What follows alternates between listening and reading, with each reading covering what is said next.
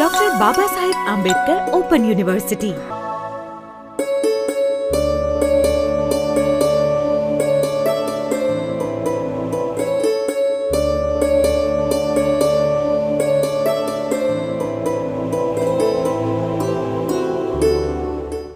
નમસ્તે. ભારતીય સ્વાતંત્ર્ય સંગ્રામ એના સંદર્ભમાં આજે આપણે વાત કરવા જઈ રહ્યા છીએ ગાંધીજીના સત્યાગ્રહો. આપણી સાથે સ્ટુડિયોમાં છે ડૉક્ટર બિંદુ વાસિનીબેન જોશી. નમસ્તે. નમસ્કાર બેન, સ્વાતંત્ર્ય સંગ્રામમાં ગાંધીજીની ભૂમિકા કે સત્યાગ્રહની વાત કરીએ એ પહેલાં સત્યાગ્રહ એ શબ્દ વિશે આપણે થોડીક ચર્ચા કરીએ, જાણીએ. અચ્છા, અમીબેન નમસ્કાર. સત્યાગ્રહ ગાંધીજીના જે થયા એના વિશે વાત કરીએ પહેલાં સત્યાગ્રહને સમજવો બહુ જરૂરી છે. વિદ્યાર્થી મિત્રો ગાંધીજીના સત્યાગ્રહોથી અજાણ્યા હોય એવી રીતે સત્યાગ્રહની વિભાવનાથી પણ અજાણ્યા હોય એવું બની શકે, અને એટલા માટે આપણે પહેલાં સત્યાગ્રહ શું છે એની વિસ્તૃત ચર્ચા કરીએ. આપણે શું જાણીએ છીએ એ રીતે ગાંધીજી છે એમને સત્ય અને અહિંસા છે એમાં અટલ શ્રદ્ધા હતી. ગાંધીજી અને સત્ય અને અહિંસા એ જાણે પરસ્પર જોડાયેલી બાબતો હોય એવું આપણને લાગે છે. ગાંધીજીએ તેમના જીવનના તમામ ક્ષેત્રોમાં સત્ય અને અહિંસાને સ્થાન આપ્યું હતું. એમણે કહ્યું હતું કે મેં જગતને કશું નવું નથી આપ્યું. સત્ય અને અહિંસા અનાદિકાળથી ચાલ્યા આવે છે. એને મેં કદાચ નવા રૂપમાં લોકોની સામે મૂક્યા છે. આપણે જાણીએ છીએ રીતે બુદ્ધ, મહાવીર અને ઈસુ જેવા મહાન ધર્મ પુરુષો છે એમણે અહિંસાની વાત કરી છે. બુદ્ધ અને મહાવીર તો અહિંસા માટે જાણીતા જ હતા, પણ ઈસુએ પણ કીધું છે કે કોઈ એક ગાલ પર તમાચો મારે તો બીજો ગાલ ધરી દેવો. પણ આ લોકોની જે અહિંસા હતી એ વ્યક્તિગત સ્તર સાથે સંકળાયેલી હતી. ગાંધીજી એવી વ્યક્તિ હતા કે જેમણે અહિંસાને વ્યક્તિગત સ્તરથી સામાજિક સ્તર સુધી વિસ્તારી હતી. સામુદાયિક સ્તર પર અહિંસાને લઈ જવી એ સહેલું કામ નહોતું, અને એને કેવી રીતે લઈ જવી એ પણ એક મોટો સવાલ હતો. અને આ બધા સવાલો છે એ ગાંધીજીને દક્ષિણ આફ્રિકામાં એમના નિવાસ દરમિયાન નડ્યા, અને એમાંથી પછી સત્યાગ્રહનો જન્મ થયો. સત્યાગ્રહનો વિચાર ગાંધીજીને એક દિવસમાં આવ્યો, અને એક દિવસમાં એની વિભાવના તૈયાર થઈ ગઈ એવું નહોતું. ગાંધીજીના દક્ષિણ આફ્રિકાના લાંબા નિવાસકાળ દરમિયાન એમને જે વિવિધ અનુભવો થયા એમાંથી ધીમે ધીમે સત્યાગ્રહનો વિચાર છે એ ઉદ્ભવ્યો અને ઘડાતો ગયો, વિકાસ પામતો ગયો. એટલે સત્યાગ્રહનો જન્મ છે એ જ દક્ષિણ આફ્રિકામાં થયો એવું કહી શકાય. દક્ષિણ આફ્રિકામાં રંગભેદની નીતિ જે હતી અંગ્રેજોની, અથવા હિન્દીઓના અધિકારોનો જે પ્રશ્ન હતો એના સંદર્ભે ગાંધીજીએ લડતો શરૂ કરી હતી, અને આ લડતો છે એમાંથી સત્યાગ્રહનો જન્મ થયો હતો. સત્યાગ્રહનો વિચાર છે એ ગાંધીજીના મનમાં શરૂ થયો, અને એમણે એ રીતે દક્ષિણ આફ્રિકાની લડતો શરૂ કરી. લડત નવીન રૂપે ચાલતી હતી એટલે એમને પૂછવામાં આવતું હતું કે તમારી લડતને તમે શું નામ આપશો? તો એમને એ વખતે પોતાની લડતોને પેસિવ રેઝિસ્ટન્સ એવું નામ આપ્યું. એ જમાનામાં જે શાંત વિદ્રોહો થતા હતા એને પેસિવ રેઝિસ્ટન્સ કહેવામાં આવતા હતા. અને નોર્મલી લોકો એવું માનતા હતા, સામાન્ય રીતે એવું માનતા હતા કે જે નિર્બળ લોકો છે અને જેમનામાં હિંમત નથી એવા લોકો પેસિવ રેઝિસ્ટન્સના માર્ગે જતા હોય છે. એટલે ગાંધીજીનો સત્યાગ્રહ છે એમાં દુર્બળતા કે નિર્બળતાની વાત નહોતી, અને એટલા માટે એમને એમ થયું કે મારો સત્યાગ્રહ છે એનું કંઈક અવમૂલ્યન આ શબ્દને કારણે થશે, અને એટલા માટે એમણે વિચાર્યું કે આ શબ્દને બદલવો જોઈએ. તો પેસિવ રેઝિસ્ટન્સને બદલે પોતાની લડતોને શું નામ નવું આપવું એની શોધ અને વિચાર એમણે શરૂ કર્યા. પોતાના મિત્રોને પણ વાત કરી કે તમે કોઈ આને અંગે શબ્દ વિચારો, અને એ રીતે નવા શબ્દની શોધ શરૂ થઈ. મગનલાલ ગાંધીએ ગાંધીજીને એક શબ્દ આપ્યો, સદાગ્રહ. સદ એટલે શુભ કે સારું, અને તેને માટેનો આગ્રહ એટલે સદાગ્રહ. ગાંધીજીએ આ શબ્દને સુધાર્યો અને પછી પોતે લડતને માટે નવો શબ્દ પ્રયોજ્યો, સત્યાગ્રહ. અને આ રીતે ગાંધીજીએ પોતાની જે લડતની પદ્ધતિ હતી વિશિષ્ટ પ્રકારની, એને સત્યાગ્રહ એવું નામ આપ્યું. અને ભારતમાં ગાંધીજીએ જે લડતો ચલાવી એ ગાંધીજીના સત્યાગ્રહો તરીકે ઓળખાયા. ગાંધીજીનો સત્યાગ્રહ એને શાબ્દિક રીતે જોઈએ તો બે શબ્દો છે, સત્ય વત્તા આગ્રહ. એટલે લડતમાં સત્ય માટેનો આગ્રહ એટલે સત્યાગ્રહ. પણ આમ જુઓ તો સત્યાગ્રહ એ અન્યાય પ્રતિકારની એક બહુ જ મહત્ત્વની પદ્ધતિ છે. સત્યાગ્રહ એ ન્યાય પૂર્તિ માટેનો સંઘર્ષ છે.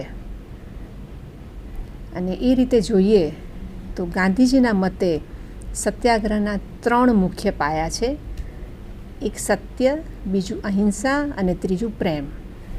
સત્ય, અહિંસા અને પ્રેમનું જો સ્થાન લડતમાં ના હોય તો એ સાચો સત્યાગ્રહ ના હોઈ શકે. એટલે વિરોધી પક્ષ સાથે સત્ય પૂર્ણ રીતે વર્તવું, અહિંસક બનીને રહેવું અને પૂરો પ્રેમ રાખીને એની સાથે કામ પાડવું, આ સત્યાગ્રહની વિશિષ્ટતા હતી.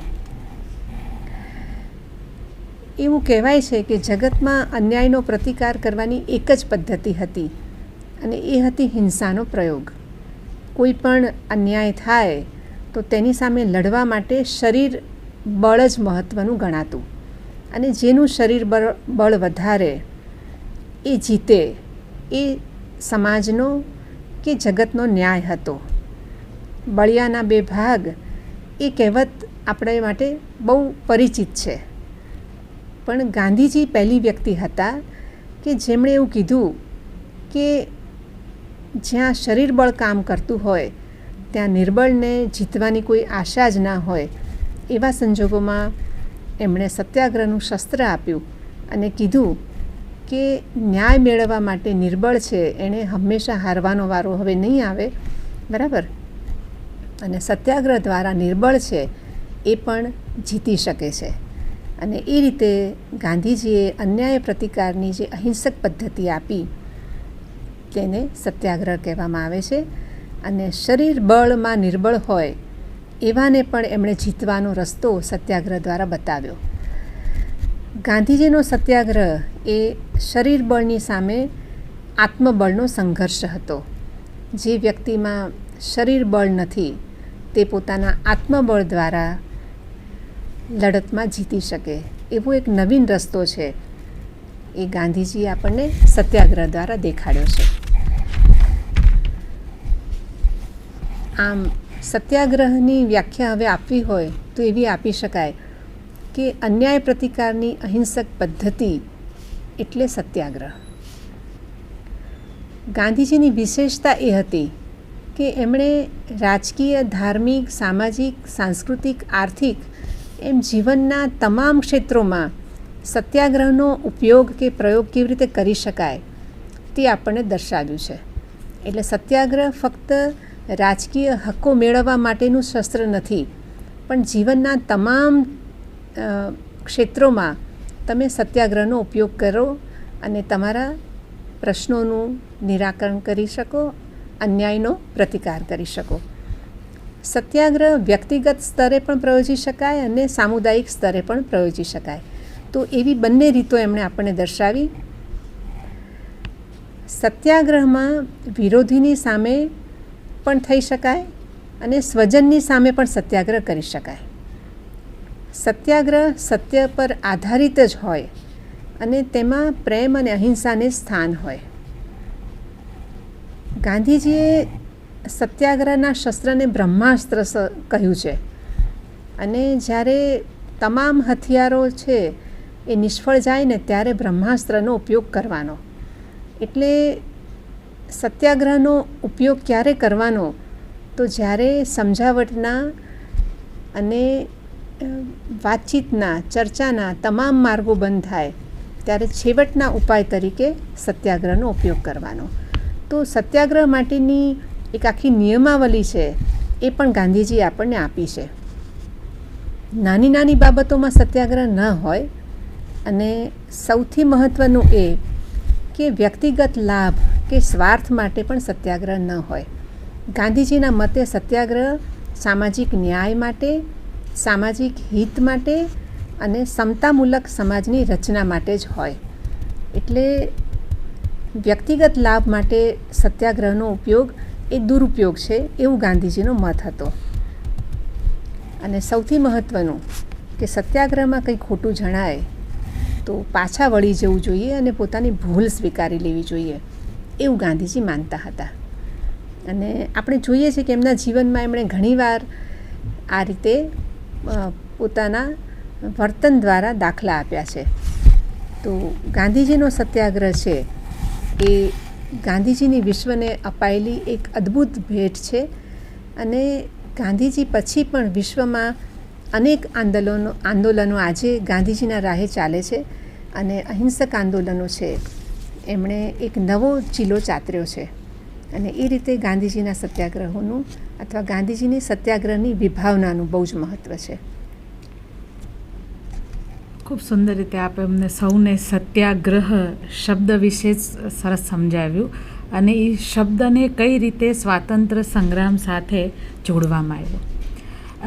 બિંદુવાસિની બેન, સમગ્ર સ્વાતંત્ર્ય સંગ્રામમાં ગાંધીજીએ કયા કયા સત્યાગ્રહ કર્યા અને એનું શું પ્રદાન રહ્યું એની વિશે થોડું જણાવશો? આમ જુઓ ને અમીબેન, તો ગાંધીજીના સત્યાગ્રહો છે એ ભારતીય સ્વાતંત્ર્ય સંગ્રામમાં બહુ જ મહત્ત્વનું સ્થાન ભોગવે છે. કેટલાક લોકોનું તો એવું જ માનવું છે કે ભારતીય સ્વાતંત્ર્ય સંગ્રામ એટલે ગાંધીજીના સત્યાગ્રહો. એવું પણ નથી. બીજા અનેક લોકોએ, ગાંધીજી સિવાયના લોકોએ અને અન્ય વિચારસરણીઓએ પણ પોતપોતાની ભૂમિકા ભજવી છે. પણ ગાંધીજીના સત્યાગ્રહો છે એ મહત્ત્વનો ભાગ ભજવતા હતા. એટલે હવે આપણે ગાંધીજીના સત્યાગ્રહો વિશે ટૂંકમાં થોડી વાત કરીશું. દક્ષિણ આફ્રિકામાં અહિંસક સત્યાગ્રહ ચલાવીને 1915માં ગાંધીજી ભારતમાં પાછા આવ્યા. ભારતમાં પાછા આવ્યા પછી એમના જે રાજકીય ગુરુ હતા ગોપાલકૃષ્ણ ગોખલે, એમને ગાંધીજી મળ્યા અને એમની સલાહ માંગી કે મારે ભારતમાં હવે શું કરવું જોઈએ. તો ગોખલે એમને 2 સલાહ આપી કે તમે ભારતમાં 1 વર્ષ માટે કોઈ પણ પ્રકારનું જાહેર નિવેદન કર્યા વગર ચૂપચાપ દેશની સ્થિતિને જુઓ. અને બીજી સલાહ એમણે આપી કે તમે આખા દેશનું 1 વર્ષ પ્રવાસ કરીને એને સમજવાનો, એની સંસ્કૃતિને સમજવાનો, એની સમસ્યાને સમજવાનો પ્રયાસ કરો. આમ 1 વર્ષ માટે રાજકીય રીતે નિષ્ક્રિય રહેવાનો અને સમગ્ર દેશનું ભ્રમણ કરવાનો. આવા બે બાબતો છે એ ગોખલેએ ગાંધીજીને જણાવી અને એ રીતે ગાંધીજીએ ભારતમાં દક્ષિણ આફ્રિકાથી આવી અને એનો અમલ શરૂ કર્યો. ભારતમાં ગાંધીજી આવ્યા એ પછી તરત જ લોકમાન્ય ટિળકનું અવસાન થયું. ભારતમાં ટિળક અને ગોખલે છે એ વખતે રાજકીય તખ્તા પર મુખ્ય નેતાઓ હતા અને ધીમે ધીમે એ નેતાઓ છે એ દૂર થતાં રાજકીય ક્ષેત્રમાં ગાંધીજીને માટે નવી તકો ઊભી થઈ. એટલે ગાંધીજી બહુ ઝડપથી ભારતીય રાજકારણમાં મક્કમ પગલે પ્રવેશી શક્યા એનું કારણ આ પણ હતું. અને એ રીતે ગાંધીજી છે એમણે ગુજરાતમાં પોતાનો આશ્રમ શરૂ કરીને અને ધીમે ધીમે રાજકીય પરિસ્થિતિને નિહાળીને અને દેશની સમસ્યાઓને સમજતા રાજકારણમાં પ્રવેશ કર્યો. 1917માં એમને સૌથી પહેલાં ચંપારણ જવાનું થયું. અને ત્યાં ચંપારણ સત્યાગ્રહમાં એ ગયા. ગાંધીજીને કેટલાક લોકો ભારતમાં જાણતા હતા. દક્ષિણ આફ્રિકામાં એમણે હિન્દીઓના અધિકારો માટે કેવી લડત ચલાવી હતી એ ઘણાને ખબર હતી, પણ અહિંસક ઢબે કોઈ રાજકીય લડત લડવી એ વાત છે એ અહીંના ઘણા બધા લોકોના મગજમાં ઉતરતી નહોતી. ગાંધીજી પ્રત્યે શ્રદ્ધા પણ નહોતી અને અશ્રદ્ધા પણ નહોતી. ગાંધીજીએ પોતાની જાતને ભારતમાં પોતાના કાર્ય દ્વારા સાબિત કરવાની હતી અને એવી તક એમને સૌથી પહેલાં ચંપારણ સત્યાગ્રહમાં મળી ગઈ. ગાંધીજીને ચંપારણમાં તેડું આવ્યું. ગળીના જે ખેડૂતો હતા એમને જે મુશ્કેલીઓ હતી એની વાત ગાંધીજીના કાને આવી. ગાંધીજી ચંપારણમાં ગયા અને એમણે પોતાની આગવી સત્યાગ્રહની જે રીત હતી એ રીતે ચંપારણમાં કામગીરી શરૂ કરી અને ચંપારણ સત્યાગ્રહમાં ગાંધીજીને જ્વલંત વિજય મળ્યો. ગાંધીજી ચંપારણના હીરો કહેવાયા અને એ રીતે આખા દેશની નજર છે એ ચંપારણ ઉપર હતી અને એ સત્યાગ્રહમાં ગાંધીજીએ પોતાની જાતને સાબિત કરી અને એ સત્યાગ્રહ દ્વારા ગાંધીજીને માટે લોકોને એક વિશ્વાસ ઊભો થયો. એક નેતા તરીકે આ વ્યક્તિ ચાલી શકશે એવું લાગ્યું અને એની સાથે જ એમની અહિંસક સત્યાગ્રહની જે પદ્ધતિ છે એ કામ કરે છે અને સારું પરિણામ આપે છે એ વાત પણ લોકોને સમજાઈ. આમ ચંપારણ સત્યાગ્રહ એ ગાંધીજી માટે બહુ જ મહત્ત્વનો સત્યાગ્રહ હતો. એ પછી તરત જ અમદાવાદના મિલ મજૂરોની હડતાલનો પ્રશ્ન આવ્યો અને એમાં પણ ગાંધીજી જોડાયા અને એ હડતાલનું પણ એક સુખદ નિવારણ આવ્યું અને ત્યાં પણ ગાંધીજીના સત્યાગ્રહે કમાલ કરી. એ પછી તરત જ ખેડા જિલ્લામાં પાક નિષ્ફળ જતાં મહેસૂલ મુલતવી રાખવા માટેનો પ્રશ્ન આવ્યો અને એ રીતે ખેડા સત્યાગ્રહ શરૂ થયો. આમ એક જ વર્ષના ગાળામાં ગાંધીજીએ 3 સત્યાગ્રહો સંભાળ્યા: ચંપારણ સત્યાગ્રહ, ખેડા સત્યાગ્રહ અને અમદાવાદના મિલ મજૂરોનો સત્યાગ્રહ. અને 3 સત્યાગ્રહમાં એમણે સફળતા મેળવી. એટલે આમ જુઓ તો આ સત્યાગ્રહનું રાષ્ટ્રીય ફલક પર ખાસ મહત્ત્વ નહોતું. આ સ્વરાજ પ્રાપ્તિ માટેની પણ લડત નહોતી, પણ ગાંધીજીનો સત્યાગ્રહ અથવા ગાંધીજીના સત્યાગ્રહનું શસ્ત્ર કેવું સરસ રીતે કામ કરી રહ્યું છે એ બધાને સમજાતું ગયું. આ સત્યાગ્રહોમાં સૌથી મહત્ત્વની બાબત એ થઈ કે ગાંધીજીને નવા સાથીઓ મળતા ગયા. દરેક સત્યાગ્રહમાં નવા લોકો ગાંધીજીને આવીને મળ્યા છે, ગાંધીજી સાથે જોડાયા છે અને પછી કાયમ માટે ગાંધીજીના સાથી બનીને રહ્યા છે. ચંપારણ સત્યાગ્રહમાં ગાંધીજીને રાજેન્દ્ર પ્રસાદ મળ્યા, આચાર્ય કૃપલાની મળ્યા, જ્યારે ખેડા સત્યાગ્રહમાં ગાંધીજીને સરદાર વલ્લભભાઈ પટેલ મળ્યા. અમદાવાદના મિલ મજૂરોના સત્યાગ્રહમાં ગાંધીજીને અનસુયાબેન મળ્યા, શંકરલાલ બેન્કર મળ્યા. તો આ રીતે દરેક સત્યાગ્રહમાં ગાંધીજીને નવા સાથીઓ મળતા રહ્યા અને એમનો સંઘ મોટો અને મોટો બનતો ગયો. ગાંધીજી દ્વારા રાષ્ટ્રીય કક્ષાની કહી શકાય એવી 3 લડતો લડાઈ, પણ એ પહેલાં કેટલાક નાના ખેડૂત સત્યાગ્રહો પણ થયા અને એમાં આપણે જોયું એ રીતે ચંપારણ સત્યાગ્રહ, ખેડા સત્યાગ્રહ અને બારડોલી સત્યાગ્રહો મુખ્ય હતા.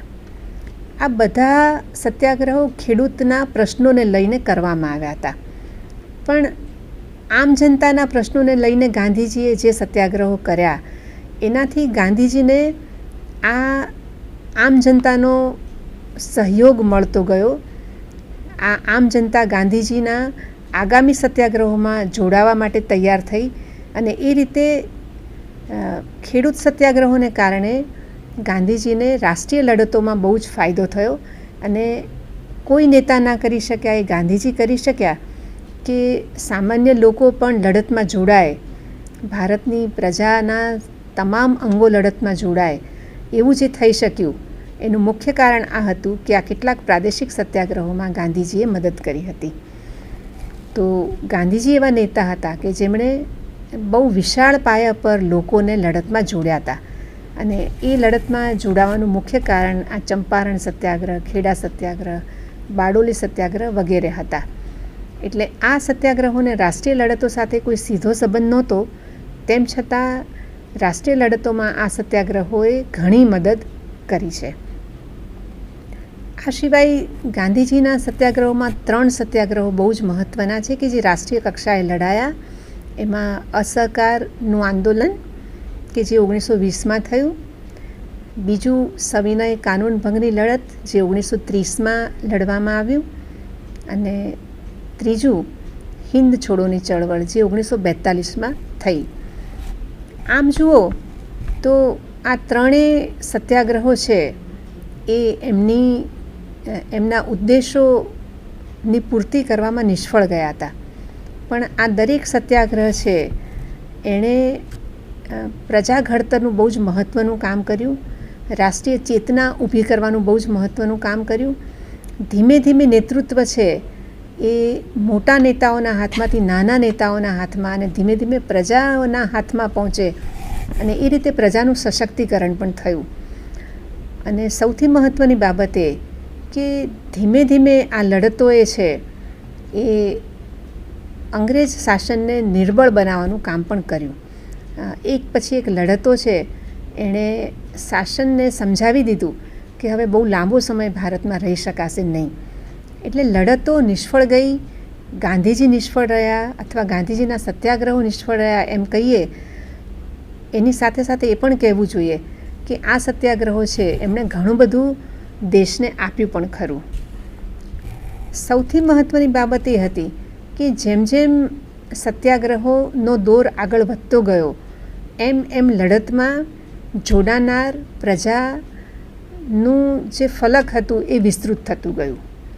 એટલે થોડા શિક્ષિત મુઠ્ઠીભર લોકોએ શરૂ કરેલી રાજકીય લડતો છે એ ધીમે ધીમે આમ જનતાની લડતો બનતી ગઈ. અને છેલ્લો સત્યાગ્રહ જે લડાયો 1942માં હિન્દ છોડોની ચળવળ, ત્યારે તમામ નેતાઓ જેલમાં હતા, પણ લોકોએ આંદોલનનો દોર સંભાળ્યો અને હિન્દ છોડો ચળવળ એ લોકોની લડત અથવા તો લોકક્રાંતિ બનીને રહી. આમ 1857ના વિપ્લવથી શરૂ કરીએ તો હિન્દ છોડો ચળવળ સુધી જઈએ ત્યાં સુધીમાં લડતનું નેતૃત્વ પ્રજા સંભાળી શકે એટલું સશક્તિકરણ છે એ આ સત્યાગ્રહો દ્વારા લોકોનું થયું હતું. એ સૌથી મહત્ત્વની ઉપલબ્ધિ હતી. મહિલાઓ છે એને રાજકારણમાં સાંકળવી એ ગાંધીજીનો એક મહત્ત્વનો નિર્ણય હતો.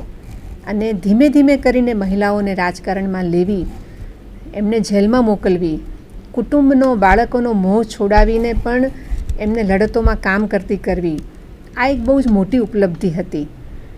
રચનાત્મક કાર્યક્રમો લડતોની સાથે સાથે જ ચાલે, અને લડતો બંધ હોય ત્યારે લડતનો જુસ્સો ઓછો ના થાય એટલા માટે લડત મંદ પડે ત્યારે પણ રચનાત્મક કાર્યક્રમો ચલાવવા, અને એ દ્વારા રાજકીય સ્વરાજ નહીં પણ સામાજિક અને આર્થિક સ્વરાજ માટેની પણ વ્યવસ્થા ગોઠવવી એ ગાંધીજીનું એક મહત્ત્વનું દ્રષ્ટિબિંદુ હતું. અને એ રીતે રચનાત્મક કાર્યક્રમો એ લડતોનું વિધાયક અંગ હતું એમ કહી શકાય. અને ગાંધીજીના આયોજનમાં સત્યાગ્રહમાં એક હકારાત્મક પગલાં તરીકે રચનાત્મક કાર્યક્રમોનું હંમેશા સ્થાન રહ્યું. સમાજના તમામ વર્ગોને સાથે રાખી અને લડતો લડવી, કોઈને પણ મન દુઃખ ના થાય અને વધુમાં વધુ લોકોને ની જરૂરિયાતો સમસ્યાઓ સંતોષાય એ પણ ગાંધીજીનો એક દ્રષ્ટિબિંદુ રહેતું હતું. અને એ રીતે ગાંધીજીનું સમન્વયકારી એક વલણ રહેતું હતું. આમ સત્યાગ્રહો દ્વારા ફક્ત રાજકીય સ્વરાજ મેળવવું એ ગાંધીજીનો હેતુ નહોતો, પણ સત્યાગ્રહોની તાલીમ દ્વારા, રચનાત્મક કાર્યક્રમો દ્વારા એક સમતામૂલક, ન્યાયમૂલક અને શાંતિપ્રિય સમાજની રચના થાય એવા ગાંધીજીના પ્રયાસો હતા. ગાંધીજીના વિભિન્ન સત્યાગ્રહો વિશે વિગતે વાત કરવાનો અત્યારે અવકાશ નથી. ફરી ક્યારેક આપણે એના વિશે વાત કરીશું. પણ ગાંધીજીના સત્યાગ્રહની વિભાવના શું છે અને તેના સત્યાગ્રહોની એક વ્યાપક અસર કેવી હતી એની વાત આપણે બહુ ટૂંકમાં અત્રે કરી છે. અહીંયા આપણે ગાંધીજીના સત્યાગ્રહોની વાત પૂરી કરીએ. અમીબેન, આપનો આભાર. આભાર બિંદુ પાસે. Doctor Baba Saheb Ambedkar open university